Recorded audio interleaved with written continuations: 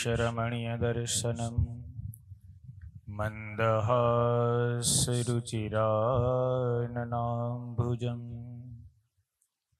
पूजितं सुरनरोत्तमेरमुदा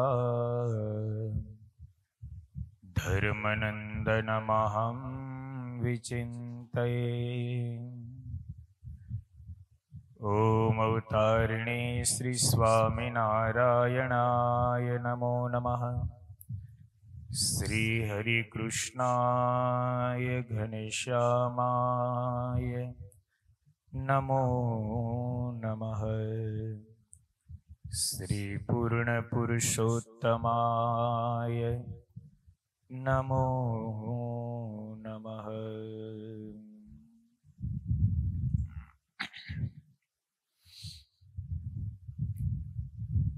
इष्टदेव भगवान श्री स्वामीनारायण, परम पूज्य सद्गुरु महंत मोहन प्रसाद दास जी स्वामी, परम पूज्य सर्वे वाला भक्तजनों ने भावती जय स्वामीनारायण। गई काले 39मो श्लोक श्रवण कर्यो। श्रीजी महाराजे 39मा श्लोकमां श्री कृष्ण भगवाननी भक्ति ए धर्मे सहित ज करवी, पण धर्म रहित थईने भगवाननी भक्ति न करवी। अने बीजी आज्ञा महाराजे करी के अज्ञानी एवा जे मनुष्य तेमनी निंदाना भय थकी अमारा आश्रित जे सत्संगी तेमणे भगवाननी सेवानो अने भगवाननी भक्तिनो त्याग न करवो। त्यार पछी श्रीजी महाराज 40मा श्लोकनी अंदर सत्संगीओनी आज्ञा करता लखे छे, उत्सवा हेषु नित्यं च कृष्ण मंदिर मागते ही पुंभिः स्पृश्यात् न वनितास्तत्र ताभिश्च पुरुषाः। अमारा आश्रित जे सत्संगी होय तेमणे उत्सवनी विषे तथा नित्य प्रत्ये श्री कृष्ण भगवानना मंदिरनी विषे स्त्रीओए पुरुषनो स्पर्श न थाय अने पुरुषथी स्त्रीओनो स्पर्श न थाय ए रीते वर्तवू। अने मंदिर मांथी बहार निकळ्या पछी पोतपोतानी रीते वर्तवू। अहींया श्रीजी महाराजे 2 विशेषणो आ श्लोकमां वापर्या छे, उत्सवने विषे अने नित्य प्रत्ये। उत्सवेषु नित्यं च एवो शब्द वापर्यो छे। उत्सवने विषे मंदिरोनी अंदर स्त्रीओने पुरुषनो अने पुरुषोने स्त्रीओनो स्पर्श न थाय ए रीते वर्तवू। अने नित्य प्रत्ये पण खाली नित्य प्रत्ये कीधुं होत तो उत्सव तो आवी ज जवाना हता ने। 365 दिवसमां उत्सव तो बधा आवी ज जाय, पण छतां पण अहींया महाराजे 2 विशेषणो वापर्या छे।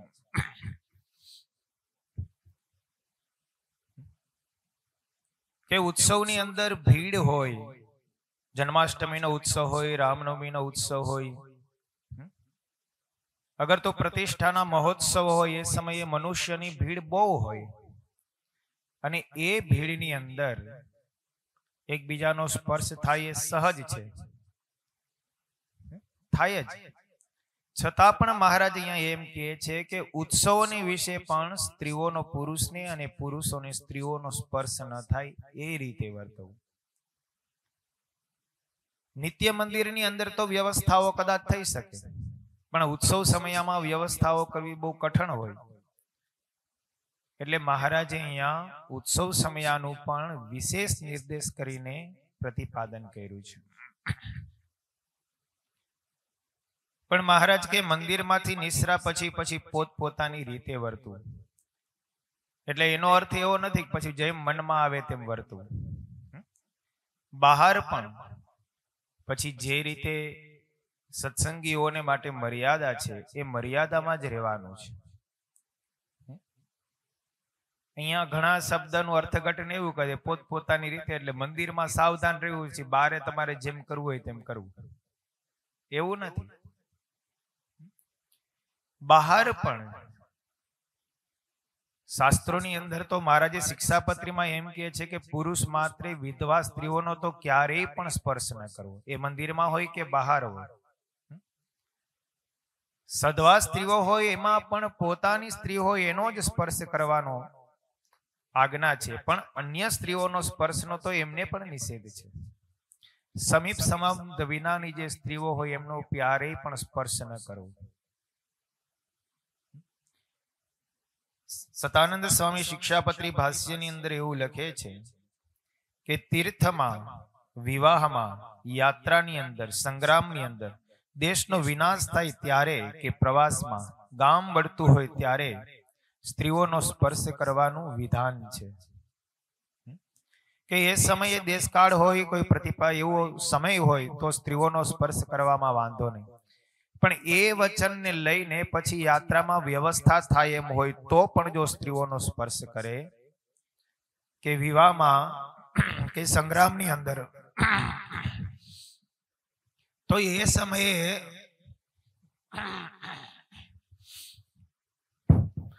સમયે પણ જો એ સ્પર્શ કરે તો એ અપરાધ છે, દોષ છે. માટે ત્યારે ક્યારેય પણ સ્ત્રીઓનો સ્પર્શ ન કરવો. વળી સતાનંદ સ્વામી એવું લખે છે કે અહીંયા સ્ત્રીઓનો સ્પર્શ ન કરવાનો જે નિર્દેશ છે એટલા માટે છે કે પંચ વિષય છે તે બહુ બળવાન છે.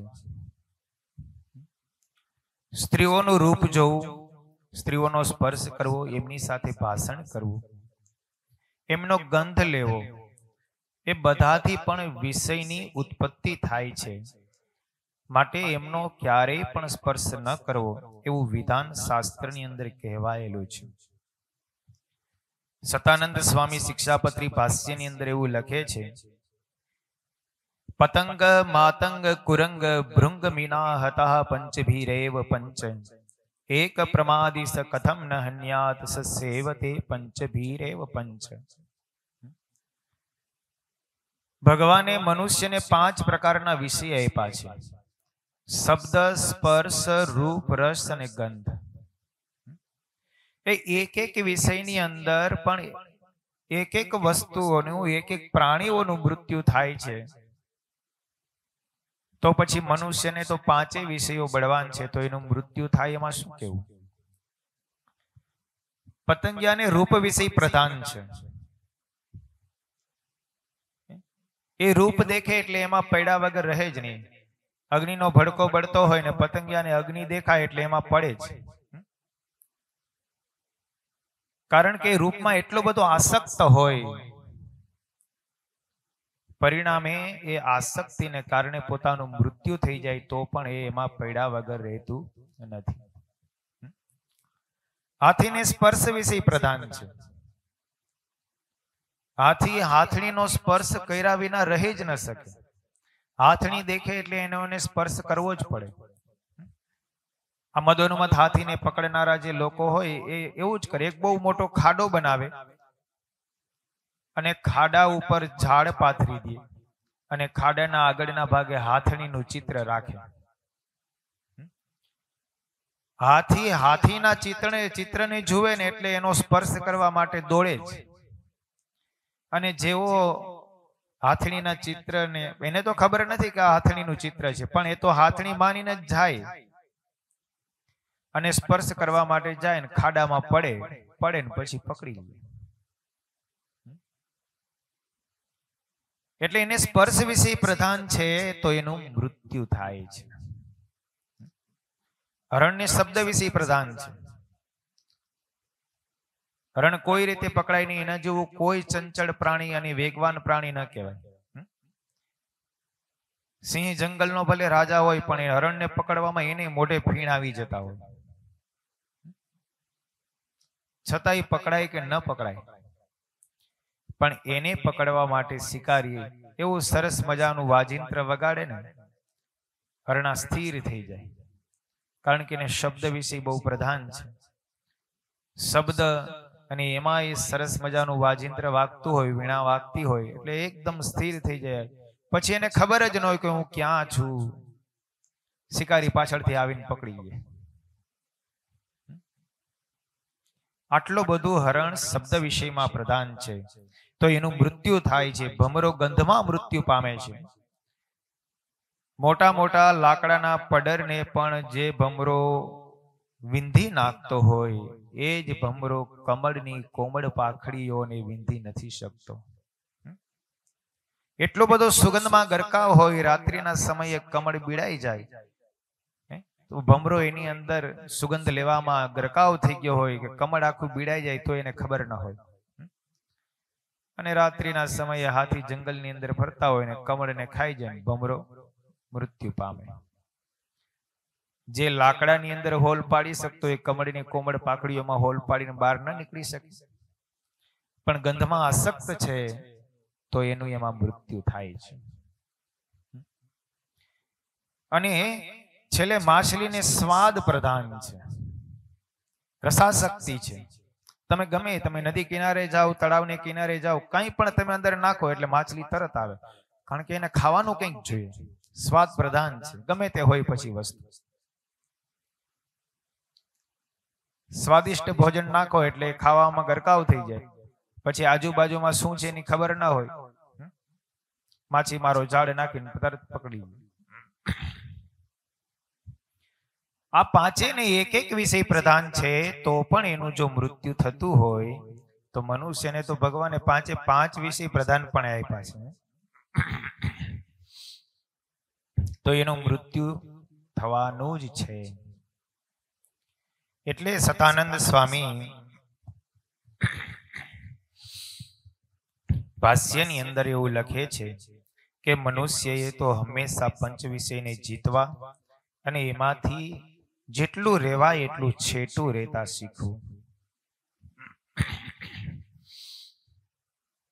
કૃપાનંદ સ્વામી એવું કહેતા કે એકબીજાને મારી નાખે એવા 5 ખારીલા પાડા હોય અને તમે એને એક કોટડીમાં પૂર્યા હોય તો દશા શું થાય?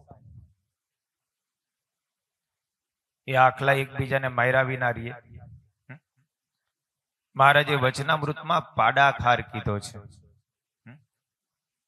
પાડાખાર હોય ને કોઈ રીતે મૂકે નહીં. એક વાર ખાર ચડી ગયો કે આને મારવો એટલે પછી એને મારીને જ જંપે. એટલે શ્રીજી મહારાજ પંચવિષયમાંથી પાછું વળવા માટે આ આજ્ઞા કરે છે. કારણ કે સ્ત્રીઓનો સ્પર્શ છે, સ્ત્રીઓનો ગંધ છે, એ પુરુષને માટે વિઘ્ન કરતા છે. અને સ્ત્રીઓને માટે પુરુષનો ગંધ અને પુરુષનો સ્પર્શ છે, પુરુષનું રૂપ છે, એ સ્ત્રીઓને માટે વિઘ્ન કરતા છે. એટલે બંને એકબીજાના વિષયમાં રહી શકે, એકબીજાની મર્યાદામાં રહી શકે, એકબીજાની ધર્મ મર્યાદાનો લોપ ન થાય, એટલા માટે શ્રીજી મહારાજ આ આજ્ઞા કરે છે. આપણા સત્સંગની અંદર ઘણા બધા એવા ભક્તો થયા કે જેમણે સ્ત્રીઓનો સ્પર્શ જિંદગીભર ન કરવો એવા વ્રતો લીધેલા હતા. તમે જુઓ આપણા સત્સંગની અંદર ઉપલેટાના લાલા બાપા પોતાની દીકરીનું મુખ જોયું નહોતું, તો એનો સ્પર્શ કરવાની તો વાત જ ક્યાં આવે? એવું થતું હશે? ઘરમાં રહેતા હોય, પોતાનું જ સંતાન છે અને પોતાના સંતાનનું મુખ જોયું ન હોય, એવું બની શકે? એ કઈ સ્થિતિમાં રહેતા હશે, કઈ દ્રષ્ટિથી રહેતા હશે? એ ઉંમર લાયક 18 વર્ષની દીકરી થઈ ગઈ અને જોવા માટે આવ્યા. એટલે સસરા પક્ષ વાળાએ વેવાએ કીધું લાલા બાપાને, તમારી દીકરી બધી રીતે ગુણિયલ છે, રૂપવાન છે, પણ મોઢા ઉપર એક કાળો ડાઘ છે. લાલા બાપા કે મને ખબર નથી, હોય તો હોય. જેણે પોતાની દીકરીનું મોઢું ન જોયું હોય નિરખીને, એ પોતાની દીકરીનો એને સ્પર્શ કર્યો હોય. તમે બોટાદના શિવલાલ શેઠ જુઓ,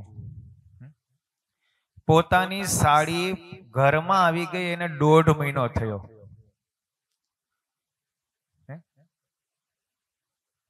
તોય શિવલાલ શેઠને ખબર નથી. એક વખત પીરસતા પીરસતા સેજ ઊંચું જોવાઈ ગયું. એના સાડી પીરસતા હતા, જમતા જમતા સેજ ઊંચું જોવાઈ ગયું. શિવલાલ શેઠ કે તમે ક્યારે આવ્યા? એ કેમ જમતા હશે? રોજ પીરસતા હતા, બોલો, એના સાડી એમ. અને અત્યારે તો સાડી આવે તો સ્કૂટરમાં લઈને ફરવા નીકળી જાય. તમે જુઓ સત્સંગમાં કેવા કેવા હરિભક્તો થયા છે. એ કઈ સ્થિતિમાં વર્તતા હશે? કેટલા હરિભક્તો સત્સંગમાં એવા નિયમાધારીઓ છે, પોતાના દીકરાના લગ્નમાં નથી જાતા.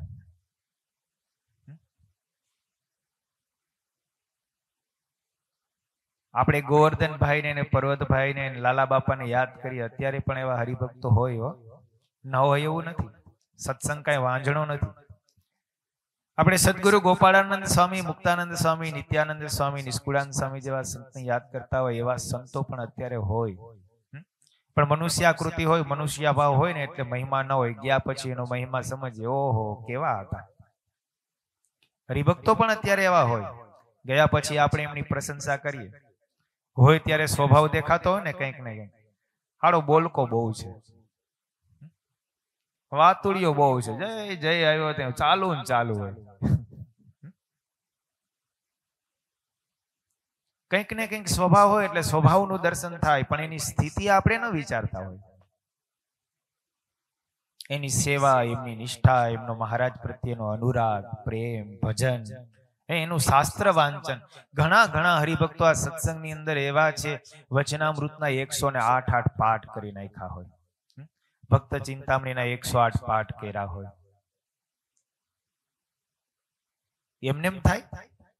બહુ મોટી સાધના કરવી પડતી હોય એના માટે. આ સ્વામી એ ભક્ત ચિંતામણીના નિયમમાં ભાઈ એક હરિભક્તે 55 પાઠ લીધા. બોલો, 3 વર્ષમાં પૂરા કરવાના. 22 પાઠ લેનારા, 11 પાઠ લેનારા કેટલા હરિભક્તો છે.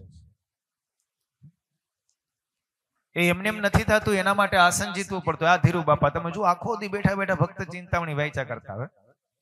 11 પાઠ થઈ ગયા, હવે કે 21 કરવા. 21 થઈ જાય પછી કે હવે 51 કરશું. એ પણ એક મોટું તપ છે.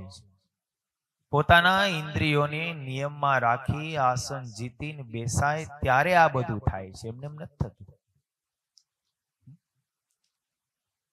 શાસ્ત્ર વાંચન કરવું એ પણ મનને જીતવાનું એક મોટું સાધન છે.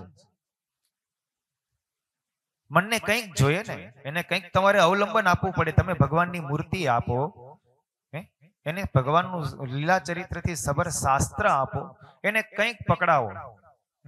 મહારાજ વચનામૃતની અંદર લખે, મન છે ભૂત જેવું છે, એને તમારે કંઈક પકડાવી દેવું પડે. પણ આપણે એવું પકડાવીએ કે આપણું ભજનનું ભજન થાય ને આપણું મન પણ જીતાય, આપણી વૃત્તિ ભગવાનના સ્વરૂપમાં રહે. ગમે તે પ્રકારે મનને જીતવું તો પડે જ.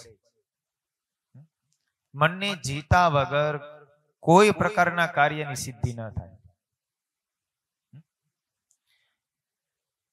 એટલે મહારાજે અહીંયા બહુ સરસ શિક્ષાપત્રીના એક શ્લોક એની નિરાતે આપણે વાંચીએ, વિચારીએ તો શ્રીજી મહારાજે સત્સંગીનું સર્વ પ્રકારે હિત આમાં વિચાર્યું છે.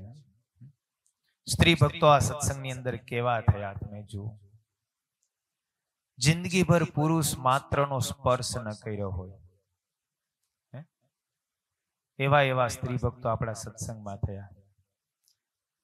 વાંકિયાના રાજબાઈ તમે જુઓ, ગઢડાના જીવા બાપુના પત્ની કુંવરબા હતા.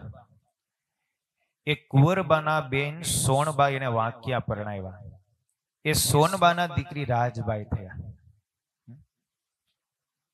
એ રાજબાઈ નાના હતા, અવારનવાર એને માસીને ઘરે આવવાનું થાય, જીવબાન લાડુબાનો યોગ થાય.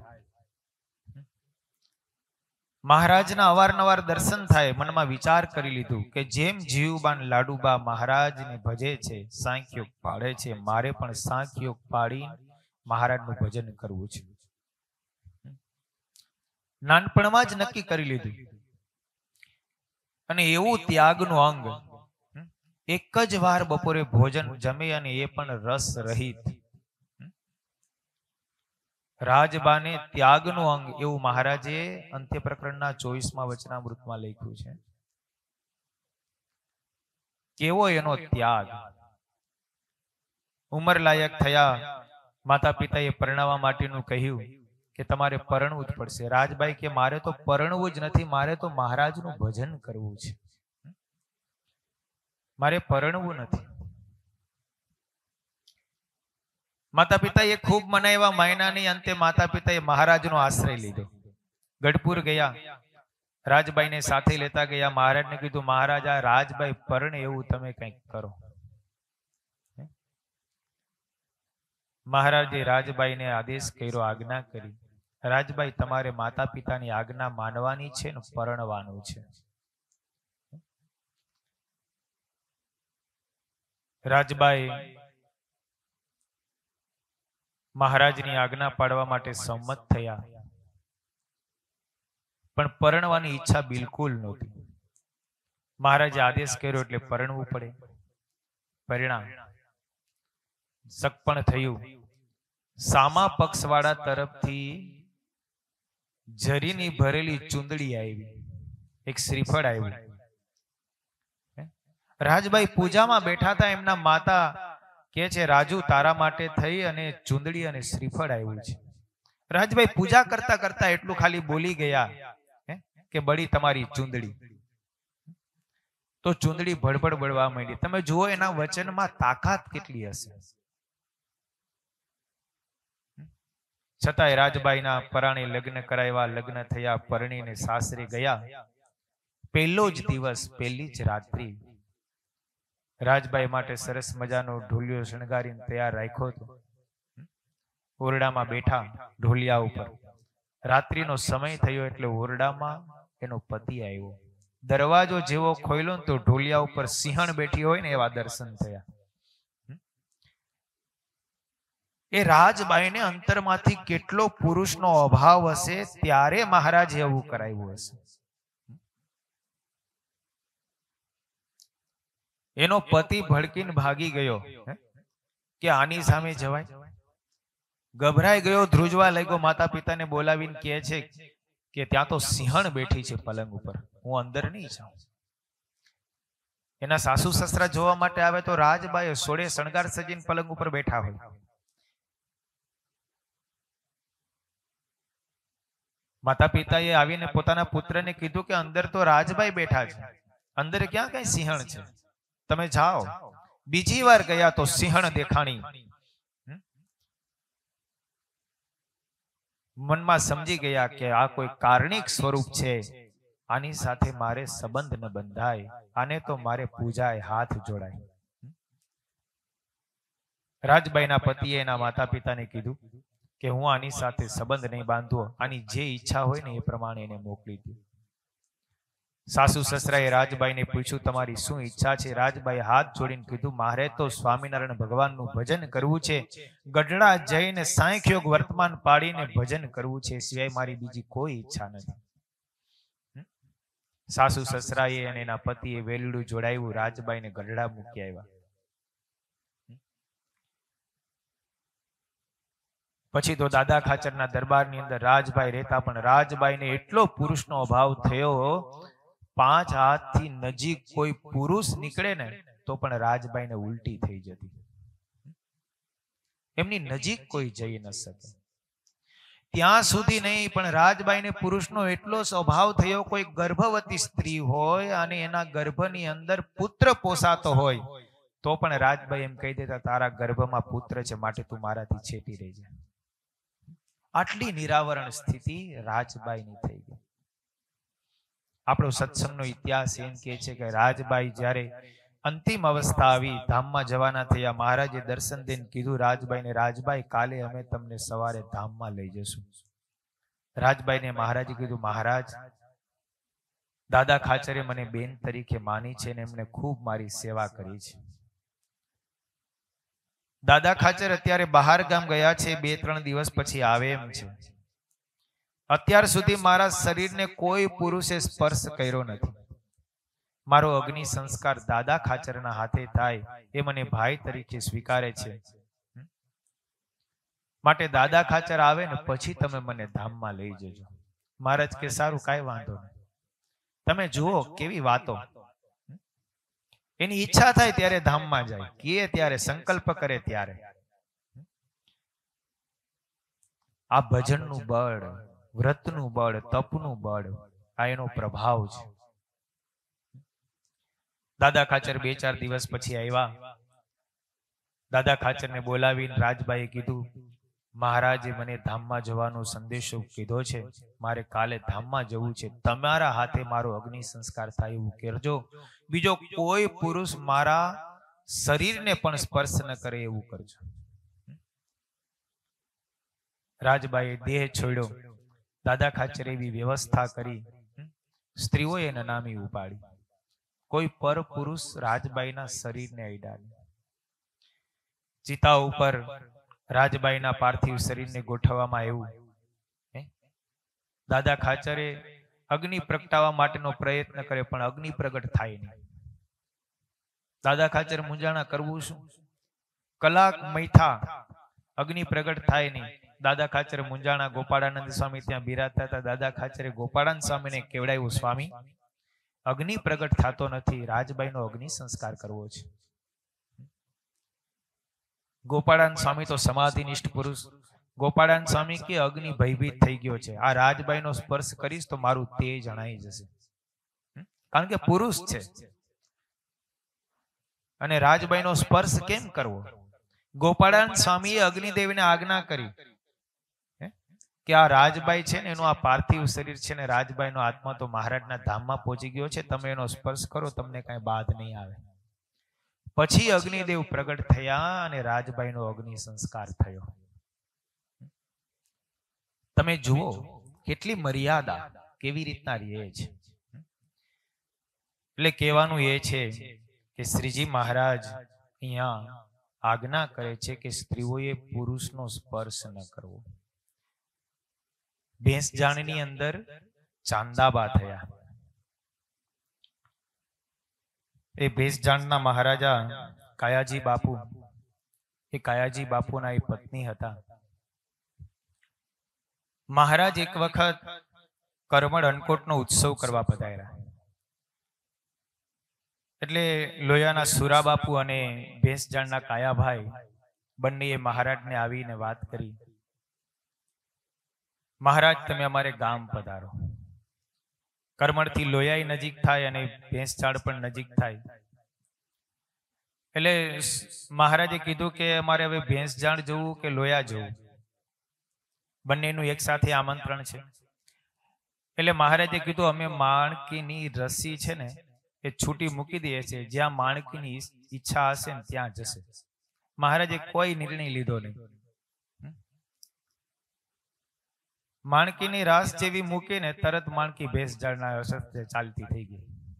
મહારાજ કે ચાલો હવે આપણે ભેંસજાળ જવું છે. મહારાજ પધાર્યા. કાયા બાપુએ મહારાજનું સ્વાગત કર્યું, ઢોલિયા ઉપર પધરાવ્યા. રાત્રિનો સમય થયો. મહારાજે કથા વાર્તા કરી. આ મનુષ્ય જન્મની દુર્લભતા કેવી છે એ વિશે મહારાજે બહુ સુંદર વાતો કરી. એ સમયે દરબારની ગરાસિયાઓની સ્ત્રીઓ ઓઝલમાં રહેતી. ઓઝલમાં રહી અને સ્ત્રી ભક્તોએ, ચાંદાબા આદિ બધા સ્ત્રી ભક્તો હતા દરબારગઢની અંદર, એમણે મહારાજની વાતો સાંભળી. મહારાજે કથા વાર્તા પૂરી થઈ એટલે તરત જ કાયા બાપુને એનો સત્સંગી ભક્તો બેઠા હતા, એને કીધું કે કાલે સવારે વહેલા અમે અહીંથી નીકળી જવાના છીએ. આટલું કહીને મહારાજ તો તરત ઓરડામાં પૂઢી ગયા. પણ ચાંદાબાને અને બીજા સત્સંગી બહેનો હતા ને એને મનમાં એમ થયું કે મહારાજના આપણે નજીકથી દર્શન થયા નહીં, આપણે ઓજલમાં છીએ, મહારાજ આપણને મળી શક્યા નહીં, મહારાજને હવે આપણે કેમ મળવું? ચાંદાબાઈએ બધી સ્ત્રીઓને ભેગી કરી કે આપણે કંઈક ઉપાય કરીએ, મહારાજ કાલ સવારે વહેલા નીકળી જવાના છે, અત્યારે પોઢી ગયા છે, આપણે મહારાજને મળવું છે, મહારાજ પાછા ક્યારે અહીંયા પધારે? એટલે બધી સ્ત્રીઓએ ભેગી થઈને મનમાં વિચાર કર્યો કે આપણે મહારાજના ઓરડામાં જઈએ. પણ હવે ઓરડામાં જવું કે? મહારાજના ઓરડાની આગળના ભાગે દરવાજા પાસે બે પાર્ષદો સૂતા. હવે પાર્ષદો મહારાજની સાથે જ હતા, એટલે મહારાજનું ધ્યાન રાખવા માટે દરવાજાના આગળના ભાગે પાર્ષદો સૂતા હતા. પાર્ષદોને જો ઉઠાડે તો દરવાજો ખોલી શકાય, અને પાર્ષદોને ઉઠાડે તો ખબર પડી જાય. આ તો ઓજલમાં રહેનારી બધી સ્ત્રીઓ, એટલે બધી સ્ત્રીઓએ નક્કી કર્યું કે આપણે એક કામ કરીએ, કોષ લઈને મહારાજનો જે ઓરડો છે ને પાછળના ભાગેથી આપણે બાકોર ઉપાડીને અંદર જઈએ, કોઈને ખબર પણ ના પડે ને મહારાજના દર્શન પણ થાય અને મહારાજને મળી શકાય. એટલે 3-4 કોસું લઈ અને બધાએ સ્ત્રી ભક્તોએ ભેગા થઈને મહારાજના જે ઓરડાની અંદર મહારાજ પોઢ્યા હતા ને ઓરડાની પાછળની દિવાલેથી બાકોર ઉપાડ્યું અને એમાંથી બધા સ્ત્રી ભક્તો ઘૂસ્યા. મહારાજ તો ગાઢ નિંદ્રામાં હતા. બધા સ્ત્રી ભક્તો મહારાજના મુખારવિંદના દર્શન કરવા લાગ્યા. મહારાજ અચાનક જાગી ગયા. જુએ તો ચાંદાબા આદિ સ્ત્રી ભક્તોને જોયા, 5-6 બહેનોને જોયા, એટલે મહારાજ તો ઝબકીને જાગી ગયા. મહારાજ કે તમે અહીંયા? ચાંદાબાએ હાથ જોડીને મહારાજને કીધું, મહારાજ અમે તો દરબારની સ્ત્રીઓ ઓજલમાં રહેનારી, તમને મળાડું નહીં, તમારી વાતોનું શ્રવણ તો થયું પણ તમારા સાક્ષાત દર્શન થઈ શક્યા નહીં, એટલે ન છૂટકે પણ આ કરવું પડ્યું. તમે સભામાં એવી જાહેરાત કરી કે અમે વહેલા નીકળી જવાના છીએ, તો સવારે પણ અમારાથી મળી શકાય નહીં તમને, અને મહારાજ તમે પણ અમને મળવા માટે આવ્યા નહીં. મહારાજે માફી માંગ્યો સ્ત્રી ભક્તોની. મહારાજે ચાંદાબાની આગળ હાથ જોડીને કીધું, મહારાજ કે ચાંદાબા અમારી ભૂલ છે, તમે ઓજલમાં રહેનારી સ્ત્રીઓ અમારે તમને મળવા માટે આવવું જોઈએ, તમને દર્શન દેવા જોઈએ, પણ અમે દઈ શક્યા નહીં, તમારે આવું બધું કરવું પડ્યું અમારા માટે થઈને. મહારાજ કે અમે તમારી ઉપર બહુ રાજી થયા. પછી મહારાજે થોડીક વાર સ્ત્રી ભક્તોને બેસાડ્યા અને મહારાજે વાતો કરી, સ્ત્રી ભક્તોને આનંદ આપ્યો. પછી મહારાજ કે હવે તમે જાઓ. બધા પાછા વહી ગયા. સવારે મહારાજ વહેલા નીકળવાનું હતું એટલે પાર્ષદોની સાથે ત્યાંથી નીકળી ગયા. આવા ભક્તિભાવ વાળા ચાંદાબા, એ ચાંદાબા જ્યારે એમના પતિ કાયાભાઈ મૃત્યુ પામ્યા એટલે પછી એમણે સાંખ્ય યોગ સ્વીકારી લીધો. ત્યાં ભેંસ ઝાડની અંદર જ રહે પણ સાંખ્ય યોગનું વર્તમાન પાડે. મનમાં નક્કી કર્યું કે હવે મારે કોઈ પુરુષનો સ્પર્શ કરવો નથી. ઓસરીમાં બેસીને એક દિવસ માળા કરતા હતા. માળા પૂરી થઈ એટલે ઓસરીમાંથી ઊભા થઈને બહાર ફળિયામાં જવા માટે ગયા. પગથિયા ઉતરતા હતા અને પડી ગયા. અવસ્થા થયેલી, હાથ ભાંગી ગયો અને હાથનું હાડકું ભાંગી ગયું. એટલે મનમાં વિચાર થયો કે મારાથી તો કોઈ પરપુરુષને અડી શકાય ને એવું મેં વ્રત લીધું છે, હવે આ હાડકું કેમ કરવું? પણ મનમાં નક્કી કર્યું ચાંદાબાએ ગમે તેમ થાય, ભલે ગમે તેટલું કષ્ટ પડે, પણ હવે મારે પરપુરુષનો સ્પર્શ તો થવા જ દેવો નથી. એટલે પછી ચાંદાબા કોઈને વાત ન કરે. પણ હવે હાડકું જયારે ભાંગી ગયું પછી એ કઈ બહાર દેખાયા વગર થોડુંક 2 દિવસમાં તો હાથ આખો હોજી ગયો. અત્યંત પીડા થવા લાગી. પીડા સહન થાય નહીં, કરવું શું? બધા પુરુષોને બધાને ખબર પડી ગઈ, સગાવાલાઓને. એટલે એમણે કીધું કે ચાંદાબા તમને શું થયું? તો કે મને કોઈ અડશો નહીં, મારો હાથ ભાંગી ગયો છે, પીડા ખૂબ થાય છે. તો કે ચાલો તમને વેદ પાસે લઈ જાય. તો કે અમે વેદ પાસે તો જવું નથી, વેદ પાસે જવું નથી, મારે પર પુરુષનો સ્પર્શ ન કરવો એવું મારે વ્રત છે. રાત્રિનો સમય થયો. ચાંદાબાઈએ મહારાજને પ્રાર્થના કરી, મહારાજ તમે કંઈક કૃપા કરો, પીડા ખૂબ થાય છે, કાં તો તમે મને ધામમાં લઈ જાઓ, કાં તો તમે મારો હાથ સાજો કરી દો. રાત્રિના સમયે ચાંદાબાઈએ મહારાજને પ્રાર્થના કરી, મહારાજ પ્રગટ થયા, દર્શન દીધા. મહારાજે ચાંદાબાના હાથ ઉપર પોતાનો હાથ ફેરવો, બધી જ પીડા સમી ગઈ, હાડકા ભાંગી ગયા અને બધા સરખા થઈ ગયા. તમે જુઓ, વ્રત હતું, ટેક હતી, તો મહારાજે એમની રક્ષા કરી. વિહારીલાલજી મહારાજે આ ચાંદાબાને માટે અને સ્ત્રી ભક્તોના પ્રેમને માટે એવું લખ્યું, અહો ધન્ય એ બાયોનો પ્રેમ, તેનો મહિમા વર્ણવાય કેમાં. એના ચરણ તણી રજ લઈને બ્રહ્મા શીશ ધરે રાજી થઈને. આવા મહિમા વાળા અને આવા વ્રત વાળા ટેક વાળા જે ભક્તો છે ને, એ ભક્તોની ચરણ રજને તો બ્રહ્માજી પણ પોતાના માથે ચડાવે છે. અને એ ચરણ રજને લઈને બ્રહ્મા પણ રાજી થાય છે. તમે વિચાર કરો, કેવા એ સ્ત્રી ભક્તોની સ્થિતિ હશે, કેવા એમના વ્રત ટેક અને નિયમ હશે. તમે જુઓ, જામનગરના ઝવેરબા, આપણે ખબર જ છે એમનો સાંખ્યો કેવો, એમનું વ્રત ટેક કેવી. જામરવાનો રોગ થયો, આંખમાં ખૂબ પીડા થાય, દેખાવાનું ઓછું થઈ ગયું. સંબંધીઓ ખૂબ સમજાવે કે ચાલો તમને દવાખાને લઈ જઈએ, પણ કોઈ રીતે માન્યા નહીં. મારે પર પુરુષનો સ્પર્શ તો થવા જ દેવો નથી, શરીરનું ગમે તે થવું હોય તે થાય. અને ઘનશ્યામ મહારાજની પાસે રહી અને મહારાજને પ્રાર્થના કરી. મહારાજને સ્ત્રીનું રૂપ લઈને આવવું પડ્યું અને પ્રદક્ષિણાની અંદર ઝવેરબાને સુવડાવીને મહારાજે સ્ત્રીના રૂપની અંદર ટીપા નાખી દીધા.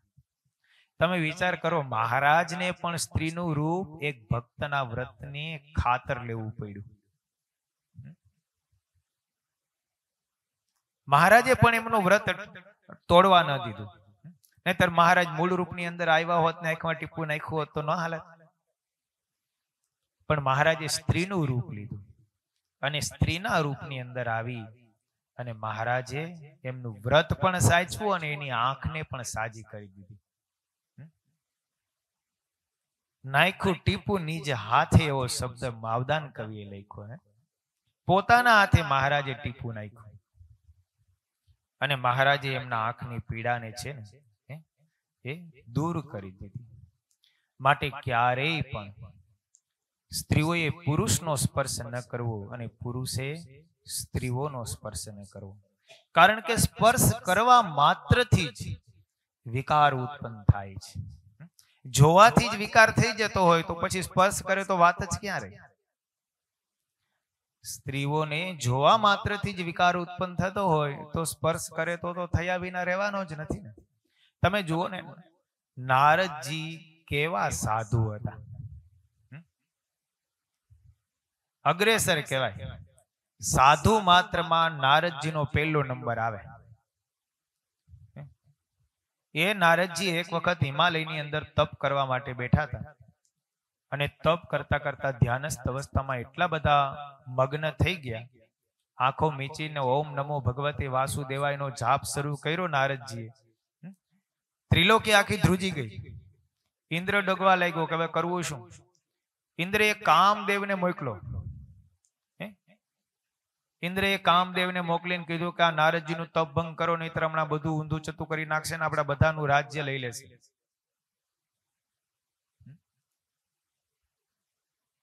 કામદેવ આવ્યા. કામદેવે પોતાની માયા પ્રસરાવી, કામદેવે પોતાના બાણ છોડ્યા, છતાંય નારદજી વિચલિત ન થયા. કામદેવ હાથ જોડીને નારદજીને પ્રદક્ષિણા કરીને વયો ગયો. ઇન્દ્રને કીધું કે મારાથી નારદજી વિચલિત થાય એમ નથી. આટલો કામ ઉપર જેમણે વિજય પ્રાપ્ત કર્યો હતો એવા નારદજી કે જે કામદેવે શિવજીનું તપ પણ ભંગ કરી દીધું હતું. બોલો, એ કામદેવ નારદજીનું તપ ભંગ ન કરી શક્યા. અને નારદજીએ પછી પોતાના તપની સમાપ્તિ કરી અને આંખો જેવી ખોલી કામદેવ સામે હતો. હાથ જોડીને કીધું, પ્રભુ તમે તો મારી ઉપર વિજય પ્રાપ્ત કરી લીધો. મેં શિવજીને પરાસ્ત કર્યા પણ હું તમને પરાસ્ત ન કરી શકું. તમને ધન્ય છે, ધન્ય છે. એવા કામદેવે નારદજીના વખાણ કર્યા ને, નારદજી ફૂલાઈ ગયા કે શંકર ભગવાને જેને વિચલિત કરી નાખ્યા એવા કામદેવ ઉપર મેં વિજય પ્રાપ્ત કર્યો. નારદજી તરત તપમાંથી ઉભા થયા અને તરત કૈલાસ પર્વત ભગવાન શંકર પાસે ગયા. ભગવાન શંકરને કે પ્રભુ તપ કરીને આવું છું. કામદેવ મને પરાસ્ત કરવા માટે આવ્યો હતો પણ મને પરાસ્ત કરી શક્યો નહીં. તમને જેને પરાસ્ત કર્યો ને એની ઉપર મેં વિજય પ્રાપ્ત કર્યો. સીધો ઘમંડ આવ્યો. ભગવાન શંકર કે સારું, તમે તો સંત મહાત્મા છો, હું તો ગ્રહસ્થ છું, મારે તો પાર્વતી છે, છોકરાઓ છે, અમે તો કામથી વિચલિત થઈ જઈએ. તમે તો સાધુ પુરુષ છો અને કામ તમને કેમ જીતી શકે? ભગવાન શંકરે ખૂબ એમની પ્રશંસા કરી. નારદજી તરત બ્રહ્મલોકમાં બ્રહ્માજી પાસે ગયા. હવે તો મારે બધાઈને કેવું છે કે મેં કામ ઉપર વિજય પ્રાપ્ત કર્યો છે, હું શંકર કરતા પણ મોટો છું. તરત નારદજી બ્રહ્મા પાસે ગયા. બ્રહ્માજી તરત નારદજી પધાર્યા એટલે બ્રહ્માજી એ સંત છે ભાઈ, સાધુ આંગણે આવે એટલે પૂજન કર્યું, સારું આસન આપ્યું. તરત જ નારદજીએ વાત શરૂ કરી. તમને કઈ ખબર છે? તો કે ના, અમે તો બસ અહીંયા બ્રહ્મલોકમાં બેઠા છીએ. તો કે હું હમણાં હિમાલયની અંદર તપ કરતો હતો અને ભગવાનની મૂર્તિમાં અને ભગવાનના મંત્ર જાપમાં એટલો બધો મંગ થઈ ગયો, ઇન્દ્રનું સિંહાસન ડોલવા લાગ્યું. ઇન્દ્રએ કામદેવનો મેકલો. કામદેવે મારી ઉપર અનેક પ્રકારના પ્રયોગો કર્યા પણ હું વિચલિત થયો નહીં. જે કામદેવે શંકરને પરાસ્ત કર્યા એ કામદેવ ઉપર વિજય પ્રાપ્ત કરીને આવું છું. બ્રહ્માજી કે તો બહુ સારી વાત કહેવાય, તમે તો સાધુ છો ને કામને જીતો, એ વખતે બહુ મોટી વાત છે. તમને કામ થોડુંક પરાસ્ત કરી શકે. બ્રહ્માજી પાસેથી સીધા જ ભગવાન નારાયણ પાસે શેષ સૈયા ઉપર ભગવાન નારાયણ પોઢ્યા હતા. બાજુમાં લક્ષ્મીજી પગચંપી કરતા હતા. ભગવાન નારાયણને કે પ્રભુ જય નારાયણ, જય નારાયણ, મેં તો કામ ઉપર વિજય પ્રાપ્ત કરીને આવું છું. જે કામને શિવજીને રોડી નાખ્યા એ કામ ઉપર વિજય પ્રાપ્ત કરીને આવું છું. ભગવાને પણ ખૂબ પ્રશંસા કરી. ભગવાને નારદજીને કીધું, નારદજી તમે તો ભગવાનનું મન કહેવા, અમારું મન કહેવા, તમને કામ થોડોક પરાસ્ત કરી શકે. તમે તો સાધુમાં અગ્રેસર છો. ભગવાને એવા બધા વખાણ કર્યા. નારદજી બહુ ફૂલાણા. ભગવાનની રજા લઈ નારદજી ગયા ત્રિલોકીમાં બધાને કહેવા માટે કે મેં કામ ઉપર વિજય પ્રાપ્ત કર્યો છે. નારદજી જેવા ગયા ને, આ બાજુ ભગવાને એક માયા રચી. તમે જુઓ ભગવાન કેવા ભક્તના હિતકારી પણ હોય છે. ભગવાન બતાવે છે કે માયાનું પ્રબળપણું કેવું છે. ગમે તેવો હોય ને તો પણ એ વિચલિત થયા વગર રહે નહીં. કારણ કે ભગવાનની માયા છે, બીજા કોઈની નથી. શ્રી કૃષ્ણ ભગવાન ગીતામાં કહે છે, દેવી એસા ગુણમયી મમ માયા. આ મારી માયા છે ને ગુણમયી છે. એ તો મારે શરણે આવે ને એ માયાને તરે, બાકી કોઈનું કામ નથી.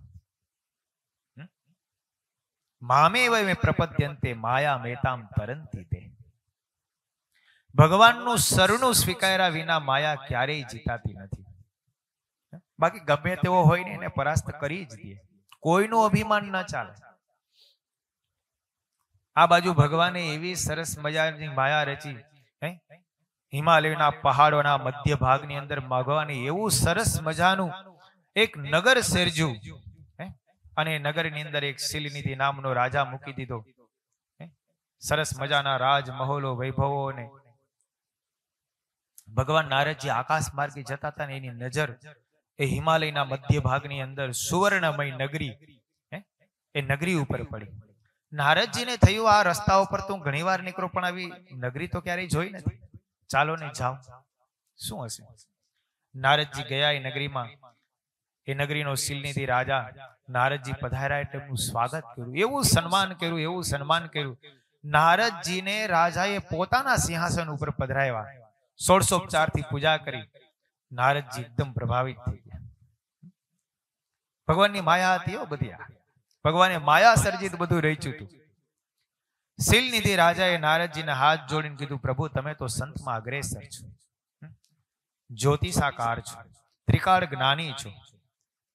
તમને એટલી પ્રાર્થના છે, મારી એક પુત્રી યુવાન છે, વિશ્વ મોહિની એનું નામ છે. એ પુત્રીનો તમે હાથ જોઈને એટલું કયો કે એને કેવો પતિ મળશે. નારદજીનું ખૂબ સન્માન કર્યું. નારદજી કે લાવો લાવો, લઈ આવો તમારી પુત્રીને. અને શીલનિધિ રાજાએ 16 શણગાર સજીને વિશ્વ મોહિનીને લાવ્યા. નારદજીએ રૂપ જોયું ને મોહાન થઈ ગયા. વિશ્વ મોહિનીનો હાથ પકડીને રાજાએ નારદજી આગળ સન્મુખ ધરીને કીધું, નારદજી આનો હાથ જોઈને એની રેખા જોઈને બતાવો કે આને કેવો પતિ મળશે. નારદજીએ વિશ્વ મોહિનીનો હાથ પોતાના હાથમાં લીધો અને પરણવાનું મન થયું. જુઓ, સ્ત્રીનો સ્પર્શ કર્યો અને પરણવાનું થયું. જેને કામ ઉપર વિજય પ્રાપ્ત કર્યો હતો એને પરણવાના સંકલ્પ શરૂ થયા.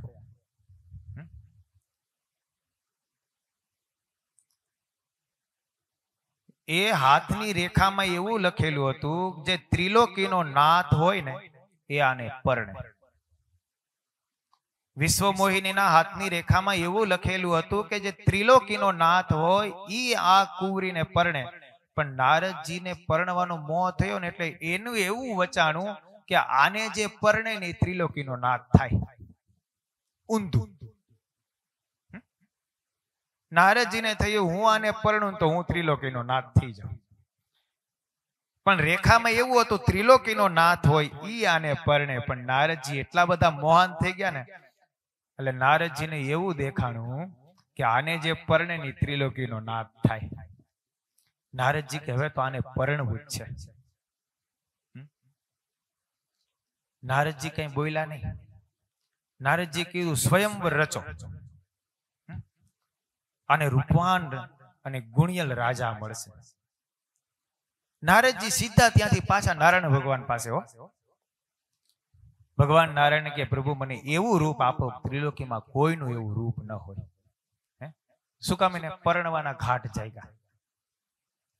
ભગવાને કીધું જાઓ, તમારું શ્રેય થાય ને એવું અમે કરીશું. નારદજી આવ્યા, સ્વયંવર રચાણો. ભગવાને એવું મુખ કર્યું નારદજીનું, માકડાનું મોઢું બનાવ્યું. સ્વયંવરમાં દેશ દેશાંતરોના રાજાઓ બધા બેઠા હતા. નારદજી આગળ આવીને બેસી ગયા કે પેલા વેલા જ મને હાર પહેરાવી દે. ભગવાને મને વરદાન આપ્યું છે મારા જેવું રૂપ કોઈનું નથી. પોતાને પોતાનું તો મોઢું દેખાય નહીં કઈ કે મારું રૂપ કેવું છે. એ સમયમાં કઈ હરીસા તો નહોતા કામ તૈયાર બેયાર થઈને પછી જાય લગ્ન મંડપમાં. એટલે નારદજી તૈયાર થઈને મંડપમાં બેઠા. સ્વયંવર હાર માળા લઈ અને વિશ્વ મોહિની નીકળી. નારદજી પેલા જ બેઠા.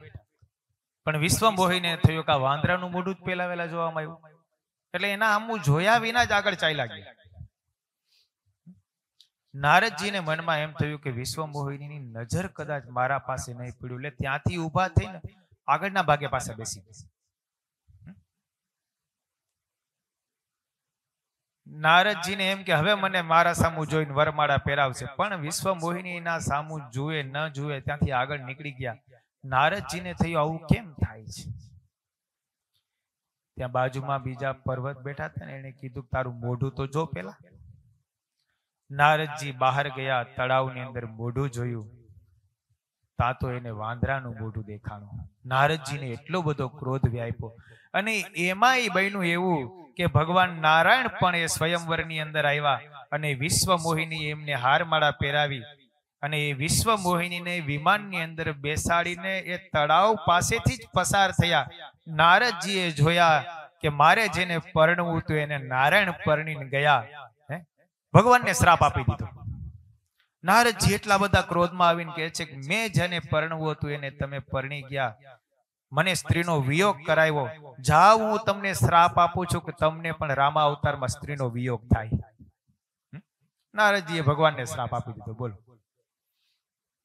ભગવાને સ્વીકારી લીધું, કઈ વાંધો નહીં, ભલે, પણ તારું તો સારું થાય. પોતાના ભક્તની રક્ષાને માટે ભગવાને આવી, એનો અહંકાર આવ્યો હતો, એનું માન આવ્યું હતું. પણ કહેવાનું એ છે કે નારદજી જેવા જેણે કામ ઉપર વિજય પ્રાપ્ત કર્યો તો એવા નારદજી પણ જો સ્ત્રીનો સ્પર્શ કર્યો ને તો વિચલિત થઈ ગયા. તો પછી બીજા કોઈની તો ક્યાં વાત જ રહી. ગમે તેવો ન હોય. તમે જુઓ, ઓલા વિભાંડક ઋષિના પુત્ર સત્સંગી જીવનના બીજા પ્રકરણના 10મા અધ્યાયમાં મહારાજે મયારામ ભટ્ટની આગળ 5 દોષ ઉપર વાત કરી છે. એમાં વિભાંડક ઋષિના પુત્ર એકલ શૃંગીની કથા આવે છે. કેવા કેવા ચરિત્રો હોય છે. વિભાંડક ઋષિ જંગલની અંદર તપ કરવા માટે ગયા. કામનું પ્રબળપણું કેવું છે, સ્ત્રીનો સ્પર્શ કરવાથી શું થઈ જાય, કેવા હોય તો પણ વિચલિત થાય, એની આ કથા છે. એ વિભાંડક ઋષિ જંગલમાં તપ કરતા હતા. એક વખત મૃગ અને મૃગલી વિહાર કરતા હતા, એને જોઈ ગયા. વિભાંડક ઋષિને મનમાં કામ જાગ્યો અને વિભાંડક ઋષિએ હરણીની સાથે સંભોગ કર્યો અને હરણી થકી પુત્ર થયો. એનું નામ એકલ શૃંગી. એક નાની એવી સિંગડી માથા ઉપર હતી એટલે એનું નામ એકલ શૃંગી પડ્યું. એક શ્રીંગ વાળા, શૃંગ એટલે સિંગડી. તમે વિચાર કરો, વિભાંડકે હરણીની સાથે વિહાર કર્યો અને હરણી થકી પુત્ર થયો. મનુષ્ય સ્ત્રી પણ નહીં.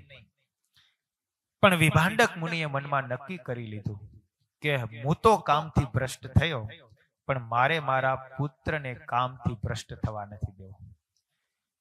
પછી એને પોતાના પુત્રનો, એક જેને નાની સિંગડી સેવા એકલ શૃંગી, જેનું બીજું નામ ઋષ્ય શૃંગ પણ છે. ઋષિ, એક સિંગડા વાળા ઋષિ એટલે ઋષ્ય શૃંગ, એવું બીજું નામ. એનો ટૂંકમાં અર્થ તો એક જ થાય છે. એનો જંગલની અંદર વિભાંડક ઋષિ ઉછેર કરે, પણ મનમાં નક્કી કર્યું કે મારે આને સ્ત્રીનું મુખ પણ દેખાડવું નથી. એવા ગાઢ જંગલની અંદર જઈને રહે, પોતાના પુત્રનો ઉછેર કરે, મોટા કરે, અને યુવાન થયા એટલે એને એવા તપસ્વી બનાવ્યા અને એવી સાધના પોતાના પુત્ર પાસે કરાવી કે એકલ શૃંગીને ઇતિવો વશ થઈ ગઈ.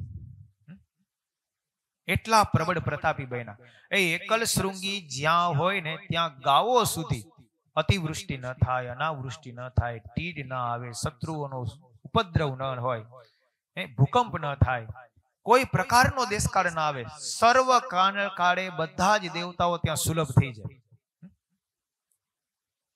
ઋતુ પ્રમાણે ફળ આવવા માંડે, ઋતુ પ્રમાણે વરસાદ, શિયાળો, ઉનાળો, ચોમાસું બધું જ પોતાની માત્રામાં થાય. એટલો એ ઋષિનો પ્રભાવ તપનો થઈ ગયો. અને એકલ શૃંગી ઋષિ ત્યાં જંગલની અંદર તપ કરે. પણ બન્યું એવું કે એકવાર માનધાતા રાજા, એ માનધાતા રાજાના રાજ્યની અંદર દુકાળ પડ્યો. દુકાળ પડવાનું કારણ એ હતું કે એમણે બ્રાહ્મણોને દક્ષિણા આપવા માટેનું નક્કી કર્યું, પણ પુરોહિતના કહેવાથી એમણે બ્રાહ્મણોને દક્ષિણા ન આપી. એટલે બ્રાહ્મણો બધા બહુ રૂષ્ટ થયા અને બ્રાહ્મણોએ રાજ્યનો ત્યાગ કરીને, પોતાનું અપમાન થયું માની રાજ્ય છોડીને જતા રહ્યા. એ રાજ્ય છોડીને જતા રહ્યા એટલે અંગ દેશની અંદર વરસાદ પડતો બંધ થઈ ગયો. પછી અંગ દેશના મહારાજાએ મનમાં નક્કી કર્યું કે એ અંગ દેશના મહારાજા લોમપાદ, એ લોમપાદ રાજાએ મનમાં નક્કી કર્યું, ઋષિ મુનિઓને, સાધુ પુરુષોને, બ્રાહ્મણોને બોલાવ્યા અને કહ્યું કે ભાઈ આમાંથી કઈ ઉપાય કરો, છુટકારો કરો કે વરસાદ થાય. તો કે બ્રાહ્મણોનો તમે અપરાધ કર્યો છે, એ બ્રાહ્મણોની તમે પૂજા કરો, પ્રતિષ્ઠા કરો, પાછા બોલાવો એમને. અને ઋષ્ય શૃંગ મુનિ જંગલની અંદર તપ કરે છે, એ મુનિ જો તમારા રાજ્યની અંદર પગલા પાડે ને તો તરત વરસાદ થાય. લોમપાદ રાજાએ જે બ્રાહ્મણોનો અપરાધ થયો તે બ્રાહ્મણોને પોતાના રાજ્યની અંદર બોલાવ્યા એને ઈચ્છા કરતા પણ વધારે દક્ષિણા એમને આપી, એમનું પૂજન અર્ચન કર્યું, એમને ખૂબ માન સન્માન આપ્યું, છતાં પણ વરસાદ ન થયો. વરસાદ તો જ થાય જો ઋષ્યશૃંગ મુનિ પોતાના રાજ્યની અંદર આવે. પણ જંગલમાંથી એ મુનિને લઈ આવવા કેમ? કારણ કે કોઈ એ જંગલની અંદર ઋષિ પાસે જઈ ન શકે.